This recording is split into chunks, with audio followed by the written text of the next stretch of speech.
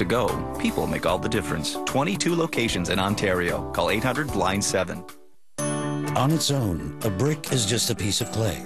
But put to work, a brick can help build a hospital, or a school, a place to come together, or a way to get around. Ontario savings bonds are building blocks for our province. Guaranteed investments that let you invest where you live. Brick by brick, let's build a stronger province. Buy Ontario savings bonds where you bank from June 1st to 21st. It's been a year. Jeffrey has moved on. You can't be sure of that. We watched him get married through binoculars. Well, he didn't look happy. 100 Questions. 8:30 tomorrow on City TV.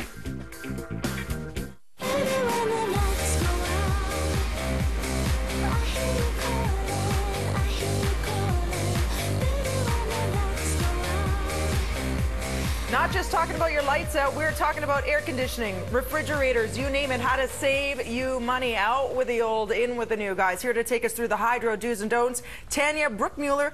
Welcome back and congratulations on baby number 2 on the way. Yeah. You look beautiful. Thank you. So you know how important it is right now to save cash. Yes. Yes. And I know how much laundry we're going to be doing, so I'm going to be at home too, so I'm going to be looking for ways to conserve electricity when I'm home. And it's tips we all need. So let's get started on this end.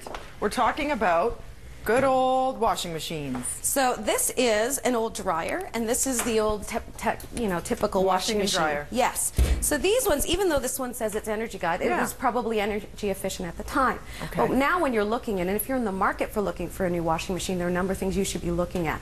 A is water efficiency, and looking for ones that are front loading. So how old is old at this point, considering what you can save with the newer models? Are we talking 10 years?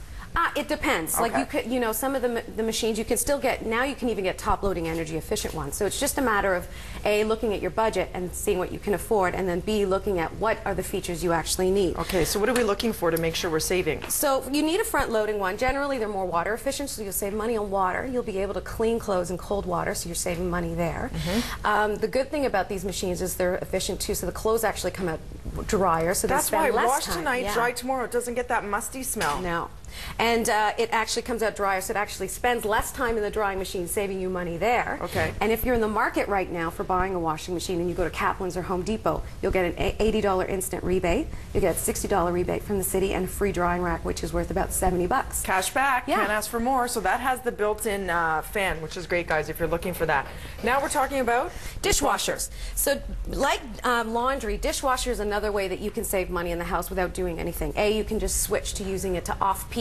So using electricity on off-peak hours will save you money automatically. So what are the peak hours? So during the summer, the peak hours are generally from about mid-morning to evening around 7. So if you wait until after 7, it's mid, and then after 9 p.m. is off-peak, or weekends are always off-peak. Perfect. So do your laundry on weekends or on evenings. Okay, well said. So dishwashers, generally you'll look, they're going to be more water efficient. They'll save you money then, and you can also set it to even go off in the middle of the night when you're sleeping. Because even 5 minutes of having your tap run over dishes is how many liters of water? It's a lot of water, so Like you'll 40 save it. liters Yeah, or so they something. always say make sure that your dishwasher is full before you load it, and try not to, you don't even need to rinse. With the new washers, they're so efficient you don't even need to rinse them anymore. Okay, refrigerators. Okay, so this is these are harder to conserve with because they're on all the time. There's not a lot you can do from a conservation perspective, but what you can do is buy a more efficient fridge. It's about 10% of your bill, and you'll save anywhere from $150 to $200 on the life of the fridge. Some tendency is to save the old fridge, put it in the garage or the basement. For drinks or for whatever. For drinks, for nail polish. Some people, extras, leftovers.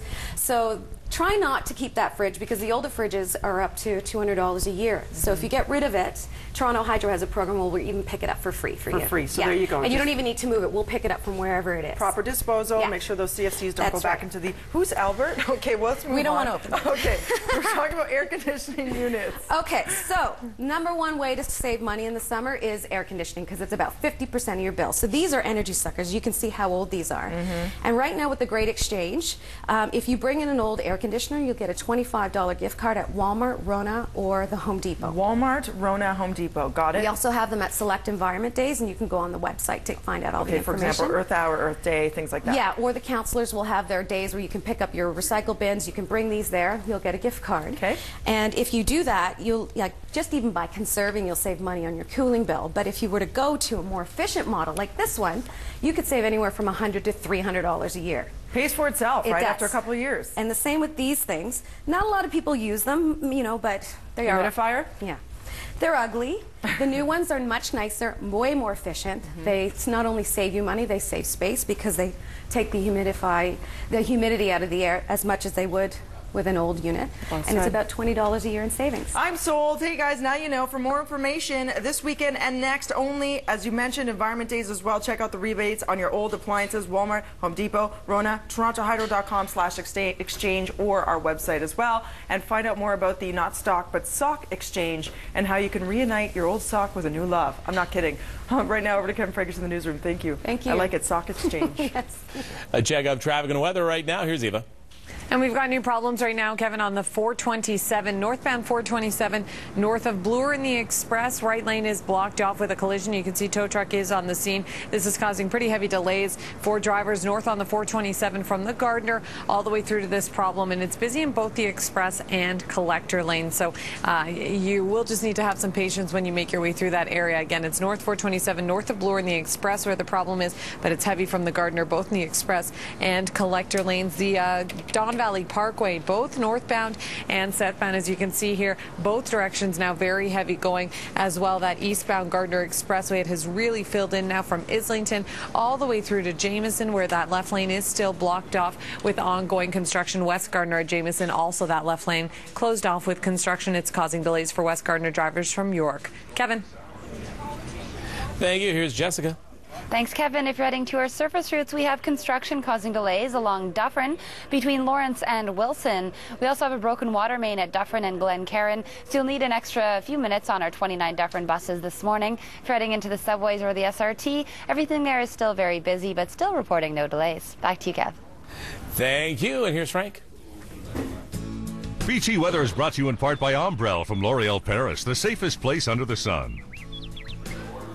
And today we're not going to be under the sun. We're going to be underneath some cloud cover. We take a check on the radar map and we can see when we take a look, we're underneath a whole blanket of green, but the green very light in color, showing us that we're getting off easy here in the city of Toronto in terms of rainfall for today. Maybe only about 5 millimeters. There's some heavier showers, though, that I'm tracking right across the water of Lake Erie. That looks like it's right now just over towards the southeast of London. Going to track its way into Niagara over through the mid-morning hour. For us here in Toronto for today, we're going to see daytime highs coolish at 16.